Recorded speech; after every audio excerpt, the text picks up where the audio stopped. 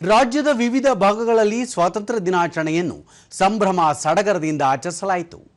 ಜಿಲ್ಲಾ ಕೇಂದ್ರಗಳಲ್ಲಿ ಜಿಲ್ಲಾ ಉಸ್ತುವಾರಿ ಸಚಿವರು ಧ್ವಜಾರೋಹಣ ನೆರವೇರಿಸಿ ಗೌರವ ವಂದನೆ ಸ್ವೀಕರಿಸಿದರು. ಈ ವೇಳೆ ಶಾಲಾ ವಿದ್ಯಾರ್ಥಿಗಳು ಪೊಲೀಸ್ ಸಿಬ್ಬಂದಿಯಿಂದ ಆಕರ್ಷಕ ಪಥಸಂಚಲನ ಜರುಗಿತು. ವಿಜಯಪುರದಲ್ಲಿ ಸ್ವಾತಂತ್ರ್ಯ ದಿನಾಚರಣೆ ಕಾರ್ಯಕ್ರಮದಲ್ಲಿ ಧ್ವಜಾರೋಹಣ ನೆರವೇರಿಸಿದ ಎಂಬಿ ಪಾಟೀಲ್ ಗೌರವ ವಂದನೆ ಸ್ವೀಕರಿಸಿದರು.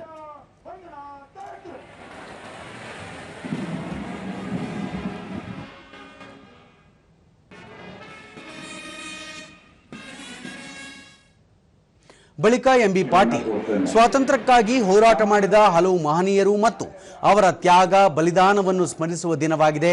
ಬ್ರಿಟಿಷರ ದಾಸ್ಯದಿಂದ ದೇಶವನ್ನು ಮುಕ್ತಗೊಳಿಸಲು ನಡೆದ ಐತಿಹಾಸಿಕ ಅಹಿಂಸಾತ್ಮಕ ಹೋರಾಟದಲ್ಲಿ ವಿಜಯಪುರ ಜಿಲ್ಲೆ ಮಹತ್ವದ ಪಾತ್ರ ವಹಿಸಿದೆ ಎಂದು ಸ್ಮರಿಸಿದರು. ಸಂತರು, ಸೂಫಿಗಳು, ದಾರ್ಶನಿಕರು, ಸಮಾಜ ಸುಧಾರಕರು, ಸಾಂಸ್ಕೃತಿಕ ಹರಿಕಾರರು ತ್ಯಾಗ ಬಲಿದಾನ, ದೇಶ ಪ್ರೇಮ ಮತ್ತು ನಿಸ್ವಾರ್ಥ ಸೇವೆಗೆ ಹೆಸರಾದ ಶೂರ ಸೇನಾನಿಗಳು ಹಾಗೂ ಅಪ್ರತಿಮ ರಾಷ್ಟ್ರ ಭಕ್ತರು ಭಾರತಾಂಬೆಗೆ ನೀಡಿದ ಕೊಡುಗೆಗಳ ಅಜರಾಮರ. ಕೊಪ್ಪಳದಲ್ಲಿ ನಡೆದ ಸ್ವಾತಂತ್ರ್ಯೋತ್ಸವ ಕಾರ್ಯಕ್ರಮದಲ್ಲಿ ಜಿಲ್ಲಾ ಉಸ್ತುವಾರಿ ಸಚಿವ ಶಿವರಾಜ್ ತಂಗಡಗಿ ಧ್ವಜಾರೋಹಣ ನೆರವೇರಿಸಿ ಗೌರವ ವಂದನೆ ಸ್ವೀಕರಿಸಿದರು. ಈ ವೇಳೆ ವಿದ್ಯಾರ್ಥಿಗಳ ಆಕರ್ಷಕ ಸಾಂಸ್ಕೃತಿಕ ಕಾರ್ಯಕ್ರಮಗಳು ಗಮನ ಸೆಳೆದವು.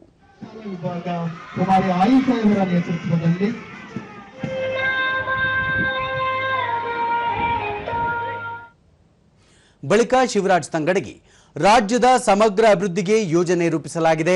ಭಾರತ ಜೋಡೋ ಯುವ ಸಂಘದ ಮೂಲಕ ಯುವ ಜನರಲ್ಲಿ ಕ್ರೀಡೆ, ಸಂಸ್ಕೃತಿ, ಕಲೆಗಳನ್ನು ಪ್ರೋತ್ಸಾಹಿಸುವ ಗುರಿ ಹೊಂದಲಾಗಿದೆ ಎಂದು ಹೇಳಿದರು. ಈಗಾಗಲೇ ಮಾರ್ಗದರ್ಶಕರನ್ನು ನೇಮಿಸಲಾಗಿದೆ.